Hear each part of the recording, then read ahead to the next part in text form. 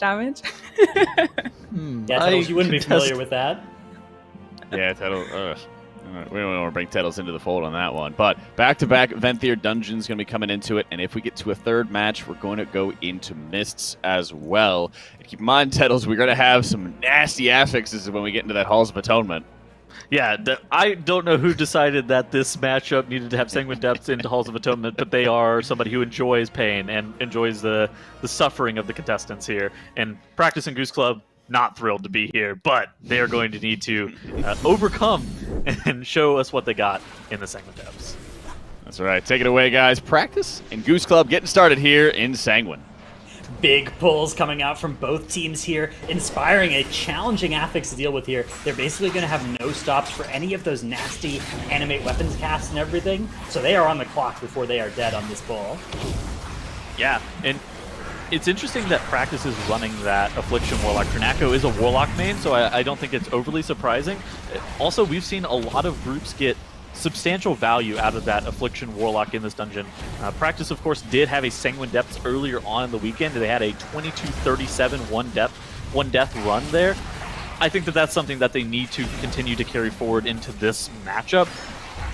Sanguine, with Quaking, with Inspiring, is a dungeon that can fall into catastrophe as the Goose Club. Their tank is dead, Dratnos! Their tank has been eliminated. Their mage enters the pod. Their Paladin? healer is also on the floor here. Vikland hanging out in that Necrolord Bonesmith trait for a little while. That's going to keep the pull going, but they are in so much trouble here. This is going to cost them quite a bit of time, and more crucially, it's going to cost them those 10 stacks of the Venthyr Lantern here. They're going to be able to recoup some stacks from this, but unfortunately they are not going to be at full power going into their next pull, so this may lead to a cascading chain of problems with whatever they had planned after this. All right, so Practice doing a very prepared pull, grabbing all of these ticks, these double inspired ticks on top of Crixus, and now they are making great use of that Affliction Warlock. But as I said that, the Frost Mage topping the damage meter, and here comes Dranako breaking 150k DPS the moment that the Bloodlust came out. That was absolutely insane as all of those ticks got evaporated. Yeah, as an Affliction lock there, your job is pretty hard. You have to make sure you click on every mob and put an Affliction on it. That requires a high degree of mouse accuracy, or in this case, Dranaccuracy, to click on all of them and hit them with the agonies, and then you just start spamming the Seed of Corruption. Yeah, and that's when we saw the damage really start to spike. Dranaccuracy, a very, very accurate way of pointing to what's happened. And Crixus the Voracious, on a 22 Tyrannical, his health has been dropping rather quickly. I think it just comes down to the fact that this is how you want to pull whenever you're playing with an Affliction Warlock. You want to be pulling an ample amount of trash on top of the boss, whereas on the side of Goose Club, they are having some issues. And Vikland ends up going down. He does get Battle Res from the looks of it. Yeah. Or is he still that Aramir? What is that debuff? Okay, so the that's debuff is that's for how the long Bonesmith. until it can proc again. Yeah. Okay, I see. They changed the Bonesmith trait so it can't just proc back to back, and even after you res, you have a debuff for a while that prevents you from benefiting from it again. But Goose Club, oh no, their tank has been eliminated, and the boss is still at 50% health. There's no way they can keep this one going. Even though they could survive for a little while, they did not have a battle res available for their tank, which means that is going to be a full team wipe, while Practice, on the other hand, have vanquished the Devourer here. Will be taking one of the 4 bosses down. Yeah, Vikland kind of giving us a little bit of a yikes face there as his tank died. Yeah, that was rough. This is one of those situations where like that pull was harder because of the first pull going wrong, and it's all just difficult all the way down to the rest of the dungeon now for Goose Club, and they have to make this awful choice between slowing down or doing the pulls with fewer resources than they had originally planned, both of which are likely to be very costly in an MDI setting. Yeah, now Practice has engaged Incinerator, and they are making sure that they are continuing to kick both the Incinerator and getting stops on these Gluttonous Ticks. You saw on screen right there, they used a Hodge to make sure the Engorge cast wasn't going off, it wasn't getting stacks. Nothing like that was happening. Now Incinerator does go down. Practice is getting their first damage buff of the run here. And it's going to be interesting to see how many of these Tormented mobs they are going to play with General Call. I suspect that if they do a little bit of a screen look scenario, and they look over and they're looking at YouTube, they're going to say that Goose Club is wiped again. Yeah, there were some angry enemies there. Those mobs were pretty ticked off at the Goose Club, ending up killing them off. Vicklin looks so upset. Yeah, face in the hands. This is a terrible situation, because how do you recover from this? It's like, whenever you're practicing for these runs, you would actually just zone out the instance and you would say, yo, let's get a mulligan on this one. We're going to just drop the go again. But you can't do that on broadcast. You saw Brian doing a little bit of a tap dance on that Dark Iron Dwarf. But, ooh, this is not looking great for Goose Club. Hopefully they can retool and get all of this trash killed off. Yeah, this is a little bit of a checkmate position in the dungeon for them because they're just so far behind in terms of resources as well. But they've got to keep going. They've got to keep their mental up as well. They got to make sure that they don't let this get to them because it is a best-of-3 series. So even if this game goes poorly, they've got to make sure that they stay in it and keep themselves, going according to plan until this dungeon's over, so that they can then jump right into the next one on full gas. No brakes. No brakes, all gas. Yes. Now Practice has his Grand Overseer down, and Riku making sure to prioritize that mob. Once that mob does die, you see the stacks of that debuff that are on all the players' frames. Those start to dwindle down. That debuff makes you do reduced damage, so you want to make sure that Overseer dies with very... Like, the quicker that it ends up dying, the easier that the pull becomes. In addition to that, you are getting the Sinfall Boon buff off of the Lantern, and so it will increase your damage by a substantial amount if you're able to kill the Overseer off. That was my point. I was being bad with words there at the beginning. No, it was beautiful. It was a wordsmith moment for you. I've had a couple of really bad wordsmith moments, and you always make fun of me, and so I had to pause to make sure I didn't have another one. It was a well-constructed thought, and it was well-delivered, but I wasn't really paying any attention. I was looking at the beautiful, pretty red, glowy colors of that Venthyr Lantern on the screen. Yes, Lantern go burr, as some would say. Lantern go burr. And now practice now. Gatewaying going forward. Burr. Yeah. Soon we'll have that consumable that lets you just use any gateway that's near you by hitting a keybind. That's going to be really nice. Yeah, the focus gate has been some dark technology that has been used for a very long time. You just put the gateway on focus and then use an interact with mouse over bind and just focus the gateway and just click the gate through that. Now, yeah, like you said, with that post looking like something's going to happen in 9.1.5 with the gate. Something that's not going to happen in 9.1.5 is Goose Club's going to be... Goose Club may still be working on Crixus the Voracious when 9.1.5 hits, yeah. We'll have to see. This is a boss. It's actually the Rock Mora clip where that team got trapped on Rock Mora. And that actually has happened earlier in this expansion with Crixus as well. This is one of the hardest bosses in the game. And look at the Keystone level and the affixes as well, right? 22 Tyrannical is literally the hardest we could make it. So the boss alone is just so challenging. Doing this boss on 22 Tyrannical is something that like 99.9% of players have never even come close to doing. And so the fact that teams are, as often as they are, able to do it without wiping is impressive. But let's not let that diminish the accomplishment here of the teams, because this thing is just so tough. Yeah, this is not great. Now he has been marked with star marker. Okay, Goose that'll Club. help. They know who to kill. They know that he is the priority focus, and they're engaging him again. On the other side, Practice here, making sure that they have activated their lamp. I would say that they were in a checkmate position. Oh, and our producer has full screened Goose Club, so no longer will we be talking about them. Maybe we'll check back in with them later. Now Practice is getting some nice stacks of that Sinfall Boon buff from this Lantern. Yeah, this is one of the biggest moments to really accelerate your way through Sanguine Depths, right? Get yourself a nice 10 stack, get to the next Lantern, roll that stack up again, refresh it, right? And then go into the boss and just destroy it.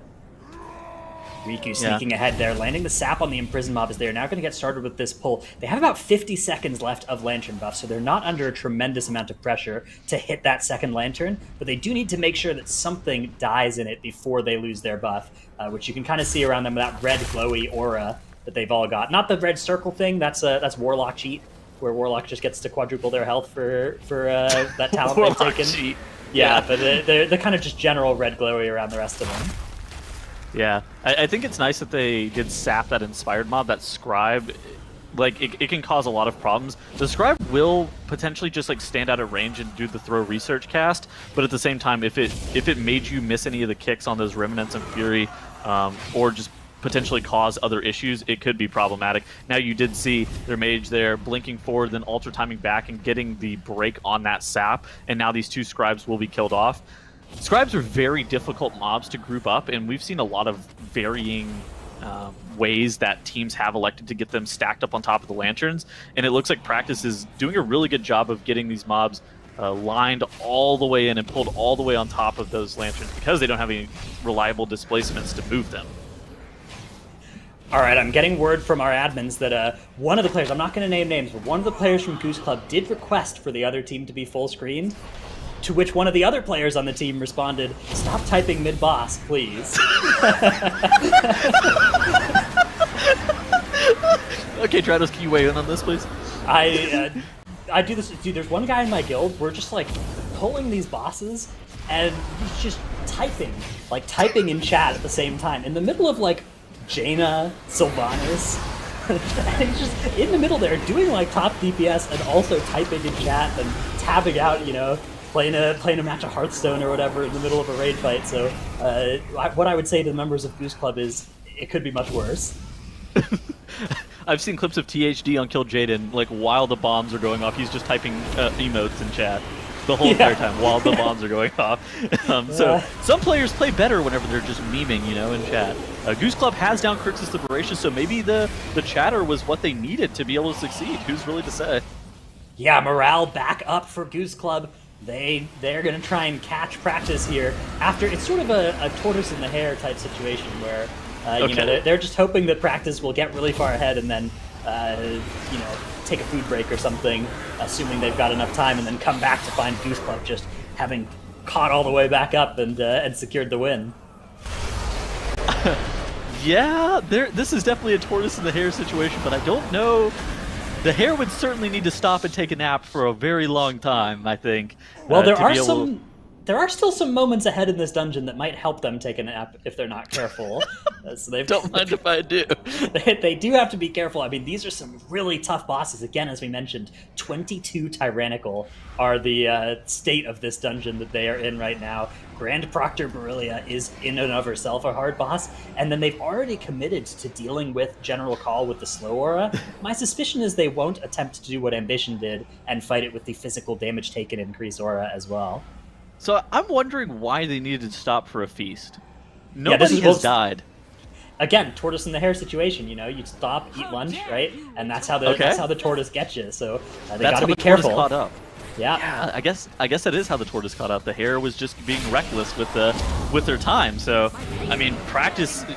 You don't have time to sit down and eat, Mr. Hare. You have to keep pulling, and Grand Proctor Barilia has been engaged. I wonder how they're going to use their immunities. Okay, so Ice Block was the first one used. Riku drops incredibly low. They did also use as well. Yeah, they did also use the Unending Resolve from Dranako.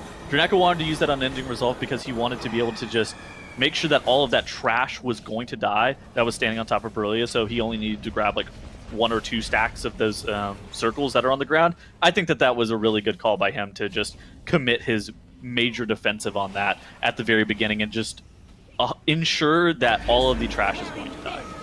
Yeah, and it's not like he's out of resources as well. One thing that we're not tracking is a talent that Warlocks generally take called Dark Pact. It's a 1-minute cooldown that is, I called it earlier Warlock cheat, and that's pretty much what it does. It sacrifices 20% of your current health, and then it shields you for 250% of that amount, plus an additional amount based on your spell power. So in practice, if you press that, even at like half health, you are going to get a shield for multiple health bars worth of damage, and it's on only a 1-minute cooldown, and it lasts 20 seconds, and you can even use it while suffering from control impairing effects. So very much a cheaty button that is pretty unethical, and they shouldn't be using it, but here we are, just the depravity of these MDI teams.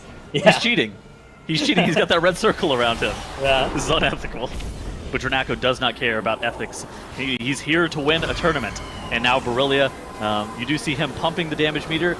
Probably not doing the most boss damage. A lot of that damage I would have to attribute is probably to Trash. Riku, I would say, has probably a lion's share of the boss damage at this current moment, but Practice is looking really good here. Frostmage is also dealing a tremendous amount of single target in these situations as well. That's one of the cool strengths about this comp, right? Your AoE is carried by your Affliction lock, which lets these priority damage dealers in the Subtlety Rogue and in the Frostmage really focus on that niche, and they never have to really worry about doing stuff like Black Powder or focusing on their AoE damage, and they just get to go full-on eviscerate single target mode for the pulls that need it, where there's a priority target that needs that extra bit of damage. And Dranaco, they know Dranaco's going to handle all the rest of that AoE. All right, so Practice has decided to engage my friend Sagadon. They have decided that instead of maybe making an error in pulling General Call with a bunch of debuffs, that instead they are going to take it very slow and steady, maybe Tortoise mode themselves into the lead, as they are very, very safe at this point. Goose Club having 18 deaths, there would have to be a catastrophe. In my opinion, skipping Sagadon from this position would be indefensible from Practice's side. It's just so much more danger, and you are so far ahead that, when you're this far ahead, the thought process has to be, what is the situation that would cause us to lose, right? What is the sequence of events where we lose this game? And it almost certainly involves doing stuff like skipping Sagadon. That is the way that you do lose. So you think about those things, and then you just do the opposite of the ways that you lose the game. Meanwhile, on the side of Goose Club, though, they should skip Sagadon if they can get there and be somewhat close, right? Like if Practice wipes once, they on the other hand are in a position where they need to think about how can we win this game. Oh, it involves a miracle for us. All right, let's put ourselves in a position where that could happen. All right, so now Dranaco popping all of his cooldowns again, getting all big, dropping all of those Seeds of Corruption. The only button he's pressing right now is Seed of Corruption, as he is going very high on the damage meter. You do see he's being kept up with that Frost Mage. Frost Mage popping a lot more buttons, you see. So we really have to question, who is the ethical class here? Is it the Frost Mage or is it the Affliction Warlock? And I'm leaning more towards the Frost Mage, Dratnos. I think there was a Dark Glare summoned on that, was there not? Or yeah, there was. That's a fake cooldown. Okay, all right. Yeah, I mean, the Frost Mage Icy Veins is also kind of a fake cooldown, right? True. Get the thing back so fast. That does check out. Yeah, you can see fires off the Icy Veins again, even though our thing said there was still 2 minutes left on cooldown on it, because it just recovers so quickly with the Icy Propulsion conduit. That thing is so good. Likely to be one of the best conduits in the game right now. It gives you the crits reduce the cooldown of your Icy Veins by 1.35 seconds, which has been further enhanced now that it's in that empowered spot. Yeah, as long as Icy Veins is active. So with this thing being used properly in an AoE situation, you will just basically have full uptime on Icy Veins, and even in single target, you can get full uptime with a little bit of good luckiness in procs. All right, and now Practice has dealt with some more of General Call. They just need to deal with a couple more packs of trash. It looks like they haven't activated that Lantern yet. It seems like it's still unactivated off to the right side. I wonder what they're going to pull on top of it to be able to activate it to get that 10 stack of that Sinfall Boon buff. Because utilizing that and potentially even bringing that 10 stack of that Sinfall Boon buff is very important for the last phase of General Call, where you have to take them from, I think it's 70% down to 50. Yeah, the boss fight itself on General Call, definitely one where if you can get your hands on a 10 stack of Lantern, it's helpful. Kind of more helpful on Fortified than Tyrannical, though, because with Fortified you can just use it to kill the boss in the duration of the buff. With Tyrannical active, you're going to have to deal with the boss outside of the buff. Although, it is nice to shave a minute off the start of the fight, but you are still going to have to deal with a lot of mechanical overlaps. Goose Club is actually starting to claw back a little bit, but I still think that the issues on Crixus, it was... they're still 3 major mistakes away from being able to catch up. Would you agree? Yeah, they definitely need a lot to go wrong for Practice multiple times. But you know what? That's not impossible. This last boss fight, we think of it generally as probably the easiest one in this dungeon, but it is still really tough. We saw it wipe Ambition earlier. You know, one of the best teams in our tournament, and it can happen. It can happen very quickly, very easily. And once that happens once, and you're coming back there without Lust, without Ashen Hallow, then it's very likely it will repeat itself the next time you pull that boss. So Goose Club may need a lot to go wrong, but oftentimes it really just takes that first domino falling before a lot does go wrong, as we saw happen with Goose Club earlier. However, Practice are going to get underway here. If they can make this work out, if they can make this big pull onto the boss happen, then they will take this game. But they do still have to finish. They still have to convert here. Oh, Dranaco, you're so powerful. Cresting 150,000 DPS, how do you do it? The world may never know, as he is topping the damage meter currently, as General Call with Bloodlust has rapidly lost 10% of their HP.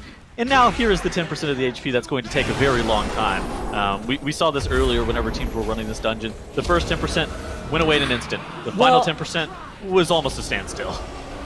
We saw that with Ambition, but that was because they had the physical damage taken aura and they were playing so defensively and having to respect the boss so much here. With Practice, you can see they are just face tanking a lot of these things. They aren't trying to do any fancy run away and shadow step or door of shadows or whatever to dodge those charges. They're just tanking it because they don't have that physical damage taken increase. They can do it, and you can see General Call. Health is not going down as quickly as it would on Fortified or anything, but she is dying. She will be dead very soon here. Well, not dead, but at 50% when this fight ends. Yes, and then she will be sent to Stone Legion Generals, where we can fight her for eternity. Yeah, go collect your legendary recipes on any new alts from Elevar there. Oh, yes. Oh, no. You guys are ridiculous. Practice taking that victory there in Sanguine Depths over the Goose Club, who just had an absolutely horrendous and brutal experience here in Sanguine Depths, Callie. Callie? I know, no, that was sorry. I was reading. That was such a good play by them. It was honestly a shame to see the Goose Club wiped so early, but they played so cleanly, the other team, so congratulations to them. But there was a couple of things that were quite amazing, including seeing the difference between Warlock and Priest in the dungeon. And I think we've got a clip or two, but it was unfortunate to see the Goose Club wipe at the start, where they had only the 3 of the DPS died actually, and it was awful because that kind of set them behind a little bit. So yeah, let's actually zoom in on that as well, since you mentioned you got the clip for it.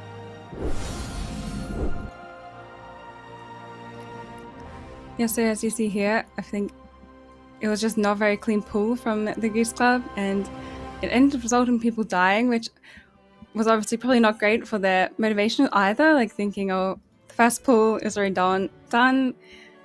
Not the best for them in that situation. So unlucky there, they put a little bit behind, but then they went on to here, and then the Warlock in this team was doing so much damage. As you can see, peaking at 140, 150, and 160k damage, absolutely annihilating the AoE here and just blasting the bosses on the pool. So I feel like that was such an incredible thing to see, actually, just like the Warlocks, because you don't see them too often.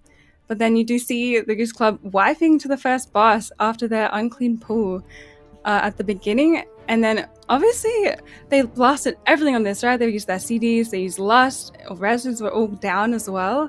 So they always just like suddenly kept behind completely, and they couldn't really recover from the CDs that were being used there.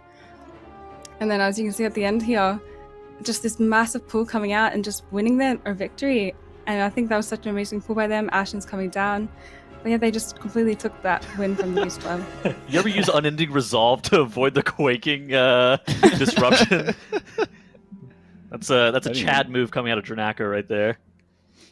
Yeah, I mean, we keep seeing, the Warlocks just standing in, blasting as much damage as they possibly can here. And, once everything's dead, it just means that they can start pumping more single target damage. And, we were I saw you guys talking about it as well, Dratnos, about, like, how quickly the boss HP would go down. But on the side of Practice, they just annihilated Call at the end and were quickly able to deal with the boss HP.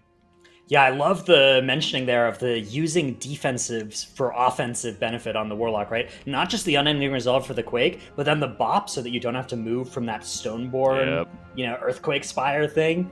Very, very good way to squeeze some extra damage out if you know you aren't going to need the Bop for saving somebody's life, which you probably don't on General Call, right? It's nice to use on somebody being targeted by a charge, but they're going to live, you can heal them, so... Yeah, great play all around by Practice. Definitely an impressive showing from them. Goose Club, a lot went wrong for them, but the good news is, whether you lose map 1 by 2 seconds or by 20 minutes, it's the same, right? So they can still get this series. You still lose either way, Dratos? Is that what you're saying? That's the thing, right? So in a sense, if you're going to lose, you'd rather lose by a lot, right? And not have it be close so that you don't feel as bad. Okay, can you please run that one by me one more time? Why would you rather lose by a lot than by a little? Because if you lose by a little, it means you could have played a little bit better physics. and then won. But if you lose by a lot, you couldn't have played by a little bit better and then won. So that's why it feels better. And either way, it's still on the scoreboard the exact same way. Yeah, until your guildies come around and they just have a whole bunch of clips and like, you guys remember that thing with Depths 22 that you did? Yeah, but you guys remember I'm glad to see that you wore a Frost Legendary as fire? Oh, yeah, we'll never let him forget that. But with that, absolutely brutal dungeon. I'm glad that Vicklin was smiling, though, at least. You know, we got to see a couple face palms out of him, a couple little grins and everything, but I'm glad that they were at least smiling for it, because it doesn't get any easier, does it, Callie? We got some incredibly nasty affixes coming up here in this Halls of Atonement. No, the fixes this week, honestly, have been really brutal, especially for these teams. Like, I do not envy them in the slightest, because I feel like my fixes were not bad, but these are not good. Yep. We have to deal with Sanguine and Necrotic coming up in this next dungeon. Also, Settles, you had some time to do any keys on live servers, because that's the affixes that we have this week. It's great. I think I've been busy that week. Oh, yeah? Don't mind if I do just take off all of Necrotic week. Yeah. I thought you would have a really enjoyable time messing with your group, just dropping treants while the mobs are dying. You're like, I'm doing it for Necrotic, guys. Yeah, and then on top of that, then the Sanguine. Hunter drops a binding shot just to be able to make sure, just to doubly ensure that the mobs are going to heal all the way to full. Something that I was looking at too, Goose Club played Obey Alliance in this Halls of Atonement already, and they had a 20 death run in their previous Halls of Atonement run, so, ugh. Yep. We're gonna need to pray for the Goose Club, all right? They're gonna need all the priests they can get for all the prayers that they can have for this team, because it is absolutely brutal. The last experience that they had, also coming off a Sanguine Depths run, which was not easy either, Dratnos on the affixes. So these guys need to prepare. Yeah, we're kind of moving from the affixes where the bosses themselves will kill you to the affixes where everything else is going to kill you, right? Fortified Sanguine Necrotic is every single trash pull just has like 30 different ways that with those affixes, it is going to hurt you. And you have to continue to pull really, really big because it is a plus 19 key. If you're not doing it, the other teams are, right? You can't just go and weekly no lever your way through the dungeon 2 mobs at a time. I mean, maybe you could, but that would really be counting on a lot going wrong for the other team, which I don't think it's safe to rely on. Yeah, never is. I mean, something along the lines of like Baguette's strategies as well, which we always describe as like very safe, very secure, and everything like that. Even still, like some of these pulls are also a lot more dangerous, I'd say, Callie, if you're pulling smaller, because then you just don't have any cooldowns to be able to deal with, pack after pack after pack after pack. Absolutely, I agree. But like I said earlier, like they did use a Warlock in the last dungeon, so maybe we'll see a Warlock in this halls, which could result in some really big pulls, which would be exciting, because we did see halls early today and there wasn't a Warlock, but you never know, there might be another Warlock key that's happening soon, so it's exciting. Yeah, we saw Shelly on the Destro lock in this dungeon last week, doing just the most damage on that spec, so it's definitely a possibility. I think Affliction also works in this dungeon too. We will have to see, though, because those are not specs that are as known for their control of the mobs and helping with Sanguine and Necrotic. So if a team chose it, it would just be for the dam, and that would indicate they were planning to continue to pull big, despite these affixes really telling them not to. Yeah, Practice up 1 right now against the Goose Club, coming off the back of a brutal Sanguine Depths for Goose. They're going to need to be able to bounce back to turn their fortunes and stay alive in this tournament. Let's get it started here as Halls gets underway. All right, and now you have here, look at both of the teams. They're both immediately running off to this left side. It's going to be interesting to see how much they are willing to pull on this Necrotic affix. Ooh, it looks like the Goose Club here lining around this corner, grabbing all of this trash with this Shard of Halkias, and now, whereas on the left side of the screen, Practice is doing a lot more of an easy pull, and the Goose Club gets punished for this first pull, Dratnos. Oh yes, they do, Kettles. Their players are already releasing and running back from the start of the dungeon, and now their tank has been eliminated as well. 4 deaths, 5 once Viklin's Bonesmith trait finishes here for the Goose Club, and they are going to have to reset this pull. It was much more ambitious than what Practice did here. Practice pulled about half as many mobs, and you can see even still for Practice, things are scary, but Practice is playing that Affliction Warlock, as Callie mentioned. That is not the coolest spec that is on the board for us at this time, however. If you will divert your attention to the top right-hand side of the screen, you will see the beautiful olive color of the hunter, but this is not the traditional marksmanship hunter, or even the brother of the marksmanship hunter, the beast mastery hunter. In fact, this is the forgotten cousin of those two specs, the survival hunter in its natural habitat, the Halls of Atonement. Is it the Year of the Spear, Dratnos? It is indeed Year of the Spear, the survival hunter doing huge AoE damage as well. That is one of the big strengths of that spec, is massive, massive AoE damage. We'll take a look though on Practice as they are getting started with their next pull here, involving their Affliction Lock instead. So these are two specs that actually haven't been seen in this dungeon yet, although Affliction Lock has been seen in a lot of the other ones. It is sweet though to see Survival making its MDI debut here. I believe for the first time ever in any MDIs, although I'm not 100% sure on that one. So we're not seeing double Kyrian in this dungeon like our medium tier influencer was recommending earlier on in the week. What would you think about double Kyrian in this dungeon for that additional file for the tank? Yeah, that is the interaction that you have the File of Serenity removing your bleeds, and then you can take an effect that makes it apply to the lowest health member of your group as well, and that also gives them that bleed removal. And Necrotic, of course, is a physical dot, which counts as a bleed. All physical dots do. And so that means that you can get effectively an extra Necrotic removal button on any Kyrian you want that applies to your tank. It is, however, something that requires you to play Kyrian, right? And there are not a lot of specs in this group that love to play Kyrian, right? You could have your Frost Mage do it, but they would lose some AoE damage as a result.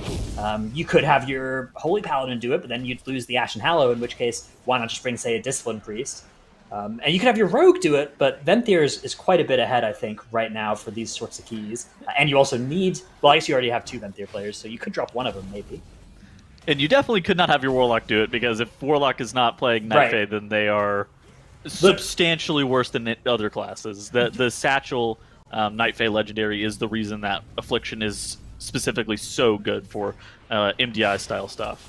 Yeah, we haven't talked about it, but that is the big thing that Warlock is doing this patch that they weren't doing last patch, is the Night Fae Legendary. Each target affected by Soul Rot increases your haste and crit by 5% for 8 seconds. So you hit 4 targets with your Soul Rot, and all of a sudden you're getting 20% haste and 20% crit for 8 seconds after you press that button. Just a completely absurd burst of damage during that 8-second window of your Soul Rot. And Soul Rot on a fairly short cooldown as well.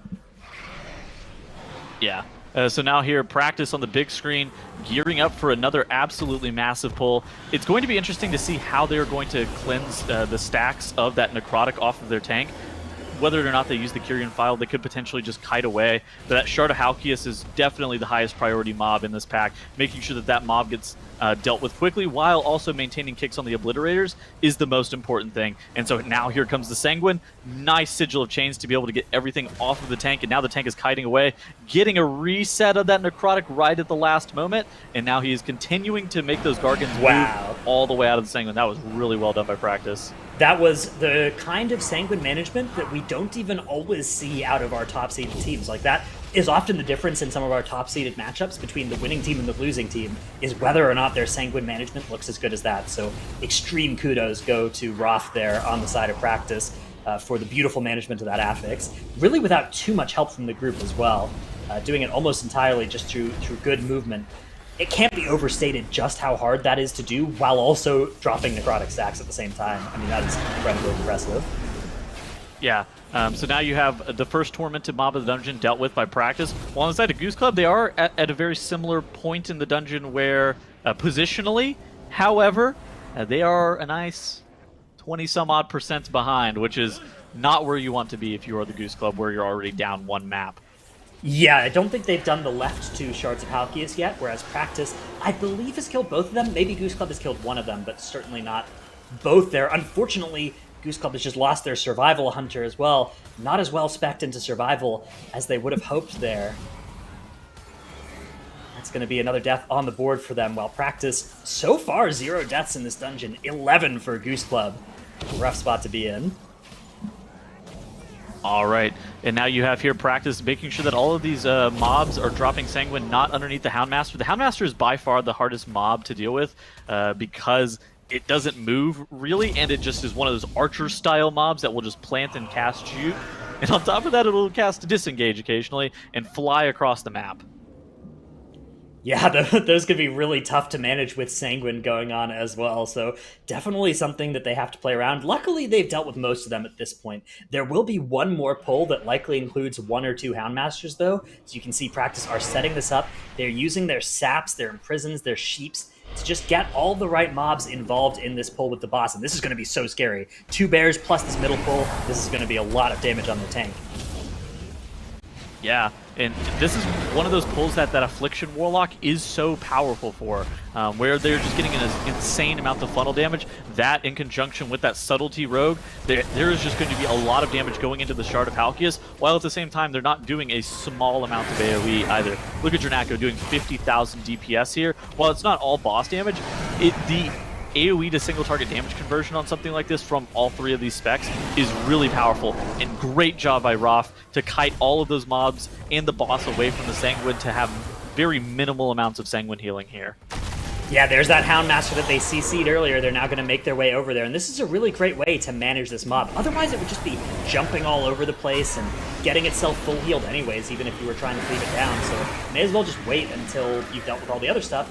Now you can pull it, and actually some Coiled Groundskeepers also going to join the fun here for Practice. Ooh. That means they will have all their count once they finish this. Riku, though, has to walk through some of that shattered glass on the ground. Really something that we advise people not to do is if you ever do that kind of thing. But it does hurt. They are able to use a lay on hands to get through it. Yeah, I stepped on glass the other day and had to get my foot stitched. It was not great. Wait, really? Yes, yes, really. Oh. So, hard advise against it. It is not great. Practice now is looking... they're trying to gauge... Ooh, some nice technology with the Warlock. Check that. Send that to your friends. That's a really great gateway skip that you're going to be able to implement in your own runs if you run with the Warlock frequently. I know those are hard to come by these days for dungeons. Look, however, this is useful. If you're a Warlock, you're trying to get your friends to invite you to keys, you can send them a screenshot of that, and they'll be like, okay, that's just a gateway, but what does that really save us? And then you can just direct them to look at the damage meters, right? Where Dranako had been just demolishing the meters on that boss fight. You can be like, look, this is what I bring, right? I bring the gateways, I bring the damage. I'm unkillable, right? What more can you want? And that is a huge... I mean, Affliction Warlock in Mythic Keystones this season is definitely a really strong pick. So I have a question. How do you feel about the Kultiran human mage?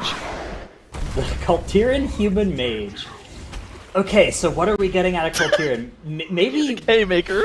Yeah, maybe Haymaker we're haymakering the Houndmasters out of Sanguine. Okay.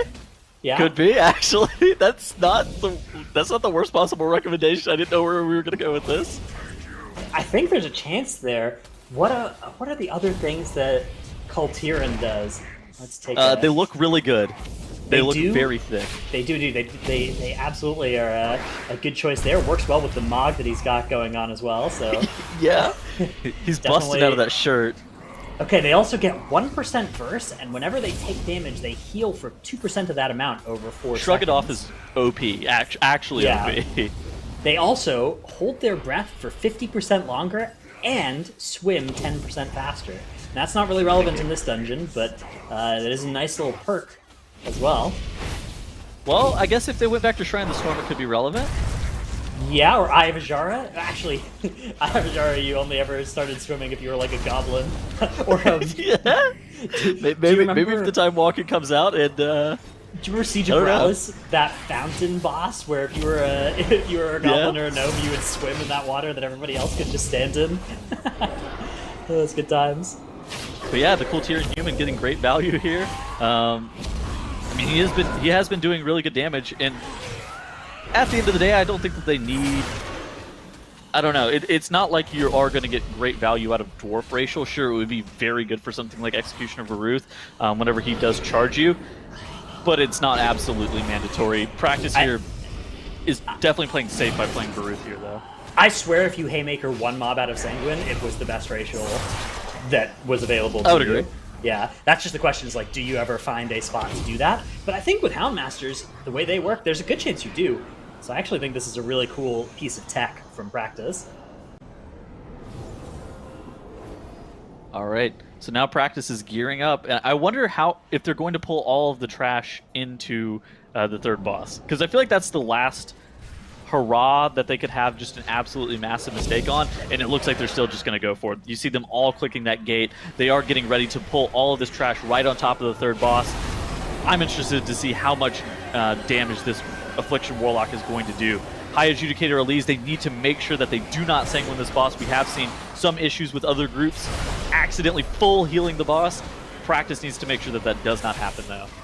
Yeah, it can be so scary fighting this boss with all these other mobs they have pulled in here. Pretty dangerous situation, but Roth using that trinket to reduce all the damage taken in front of him by a flat amount, that's actually so good on this size pull. You can see the amount of healing he's doing. A lot of that is coming from that trinket. Yeah, so now look at this. They are making sure that High Adjudicator Elise is continuing to be moved away from all of these mobs, making sure that none of them die underneath them. But Practice is healer. Zazza ends up going down. Look at him. He's Soul very Stone. upset. He's Soul trying Stone. to. They're trying. Please, one Soul Stone. Warlock's notoriously bad at battle resing. Yeah, especially if there's a boomkin in the group. There's just kind of this understanding that it's the boomkin job, right? You have to do it, and the Warlock is not going to press that button. I think even if there's not a Moonkin in the group. Yeah. They have gotten their healer back up, though, and they still have another battle res available, so it's not the end of the world, but it was certainly a little scary there for Practice. Meanwhile, Goose Club are getting set up on a huge pull into this boss that we can see in our smaller screen. Look at that survival damage that they're putting out as well. Survival Hunter actually deals massive AoE damage. They have this legendary that it makes Wildfire Bomb drop just extra uncapped AoE bombs around the target, which makes them one of the best damage dealers and by far one of the best melee damage dealers at AoE damage. However, the casters and the Holy Paladins are sometimes on a little bit of another level with those sorts of things.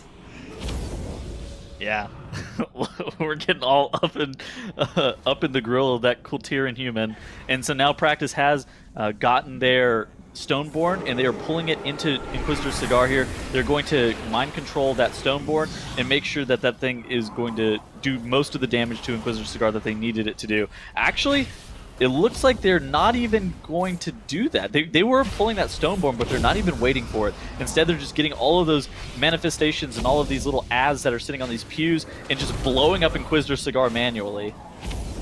Yeah, they are getting all their damage dealers onto those benches and to say pew pew and hit the boss as hard as they can. They've done it. Mini boss defeated, and now they just have one more enemy standing between them and Championship Sunday. It is Lord Chamberlain, the last boss of this dungeon. It will be augmented by 2 tormented buffs, the slow aura and the increased physical damage taken. And those statues, if they connect with you, that is physical damage. So you are going to want to make sure you dodge those, unlike Tettles in most keys, and avoid death from that. Yeah, well, it happens to the best of us, okay? Right on yes, time. It does. Soulstone. All right, so it's fine. We have 0 battle reses left on the side of Practice, but we don't need any more. No more deaths, okay? All right. The cheat death. There we go. Caster cursing immediately. Please kill the boss. No more deaths. No more cheat deaths. They've got to be careful here, yeah. So now they're into this Ritual of Woe cycle, and on 19 Fortified, they can do enough damage here to immediately get Lord Chamberlain to do the next Ritual of Woe and not have to deal with any more statues being kind of tossed around the room randomly in all likelihood here. Maybe they'll get one. Okay, no, yeah, see, Door of Shadows straight into the next Ritual of Woe. And when you do this, as long as the boss hasn't tossed any of those statues individually, they will never go through the middle of his hitbox when he casts that Onslaught. And so you can actually just all stack right under the hitbox. That doesn't work in longer phases, and it doesn't work for the first Ritual of Woe, but you can do it for the second Ritual of Woe if you're pushing fast enough. Whoa, yeah, as some would say. All right, Some so would now say. practice here. have dealt with the second Ritual of Woe, and now, ooh, here comes their Ashen Hollow. Just an immense amount of damage to be able to burn the final few percent off. It's fine, it's a pod. You can't feed if you're a seed, as my friend Travis once said. And now Lord Chamberlain has gone down, not before all cheat deaths and battle reses were used for practice. Oh my goodness. You guys really missed each other, didn't you? What a hilarious series. Thank you so much for that, guys. Practice going to be taking the victory, the 2-0 sweep. And Goose Club's suffering is finally at an end on this one, Callie. Yeah, I mean, like, Goose Club didn't have it easy One, on we Sanguine. can get you back onto the One Callie. community as well. Yeah. Yep. There we go. One Callie. Am I okay? Can you hear me now? Yep. Yes. All good. Yeah.